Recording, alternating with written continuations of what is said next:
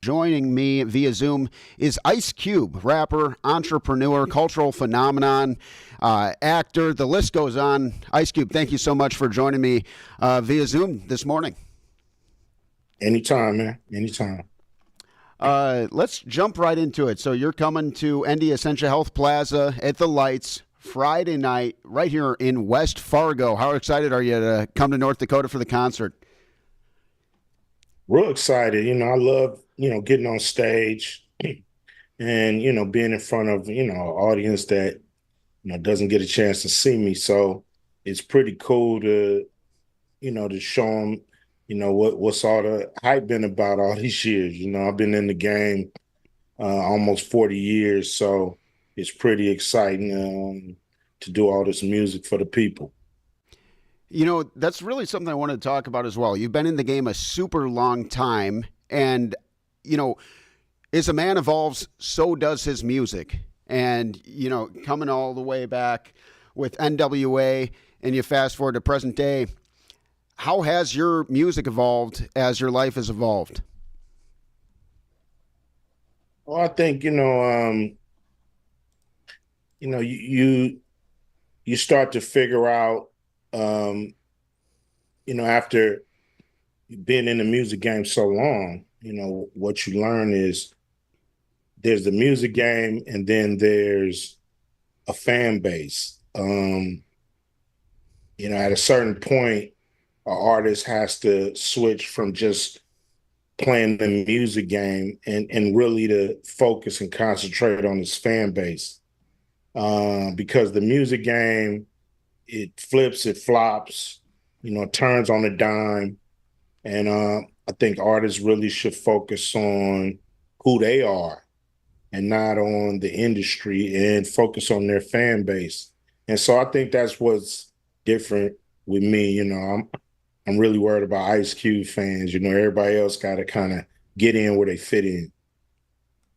And, one thing that I think makes you unique is you've done an amazing job of taking your rap career and then navigating that into some really successful ventures in entrepreneurship. You've been able to be involved as a producer and an actor in a lot of different projects. And so, how did you transition the initial success as a rapper and then transform that into everything that it's become since? Well, I was lucky when it comes to the movie industry because I was discovered by John Singleton, and he put me in my first movie, which was amazing, called Boys in the Hood. And so from there, I just got bit by the creative bug. Making music is creatively satisfying, but there's no bigger canvas for artists than a movie screen. So, um, getting into, creating on a kind of three-dimensional level with visuals and sound and, lights, camera, action, was very appealing to me. And I was able to see my way into, being a writer, then a producer, then a director. And, I've been a part of some cool pictures. So, I feel like it's been creatively satisfying as well. And as far as that creative satisfaction goes, is there a medium that you enjoy most as far as expressing your creative energy? Well, it's still music because with music, I can, come up with an idea in the morning and record it that night. And, me and my engineer, me and my producer, we go in and make the record. And so it's more of my, inner feelings and thoughts and the way I want to do things. With a movie, there's no way I can come up with a movie in the morning and shoot it at night. It takes a longer process, over 100 people working on one idea. So it's a different process, a slower process. So if I had to pick one, it'd be music.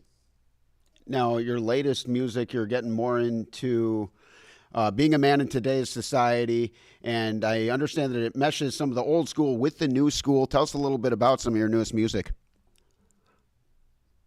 Well, like I said, it's really if you like my old music, you'll love my new music. It's really catered towards Ice Cube fans. And it's really a record that's doing what it's supposed to do when it comes to lyrics and rhymes and beats, but it got a few messages sprinkled in there. Not beating you over the head with it, but just my observation on what it is to be a man right now in society. So um it's called Man Down. We almost finished, and I can't wait for everybody to hear it.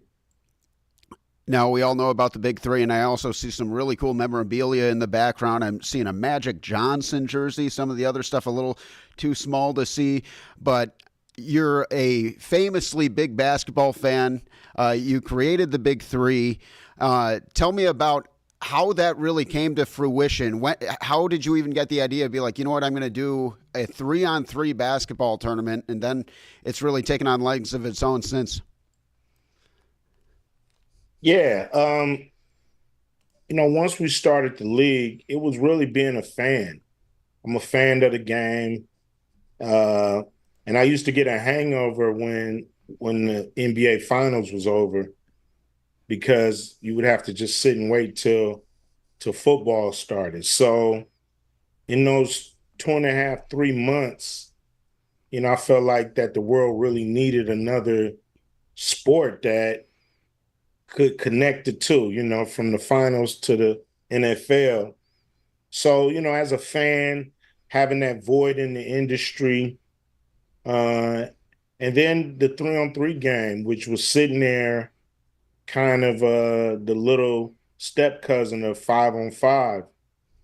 And I always had wondered why it wasn't professionalized. And so, talking to my partner Jeff, we we just thought about it, as just an idea. We didn't think we was gonna make a league.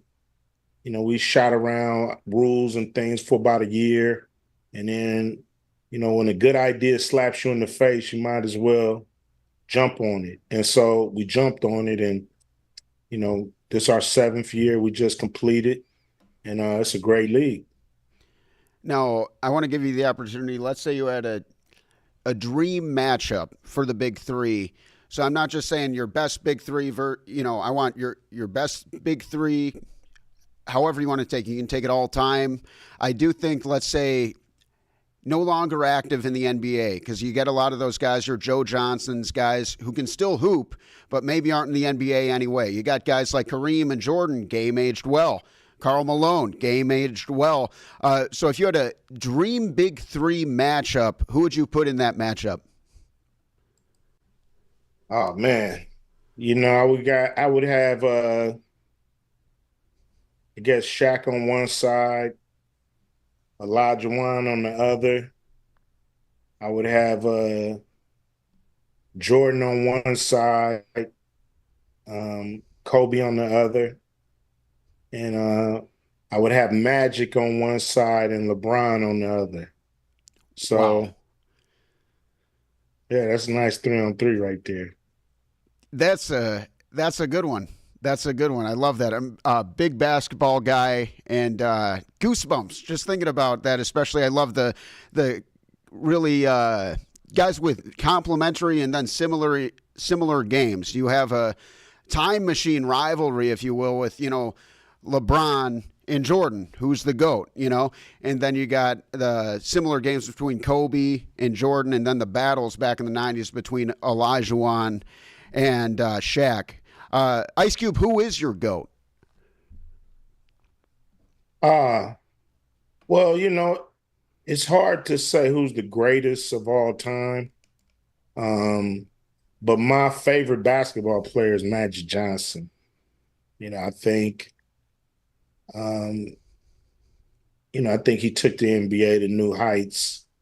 Um, I think the best basketball player I ever seen was Michael Jordan. You can't go wrong with MJ. I got to see him when he was on the Yeah, Wizards. Not quite Bulls, but you can't go wrong with MJ. Definitely my GOAT. Fargo, West Fargo, Moorhead, the whole valley. Super excited to see you. Any last message for those guys? Anyone watching at home before they see you in just a few days, Friday night? Hey, don't cheat yourself. Treat yourself. Come on down and check me out. I'm on my way, so get ready. That's Ice Cube, ladies and gentlemen. The man, the myth, the legend, the entrepreneur, the rapper, the producer, the actor. The list goes on, and so does the show. That's Friday night. Adam Chalifoux with Ice Cube on Valley News Now. Enjoy the rest of your day. We'll see you next time. Stick around. We got NDSU Colorado coverage coming up this afternoon. Ice Cube, one more time. Thank you so much for joining me, and have a great time here in West Fargo.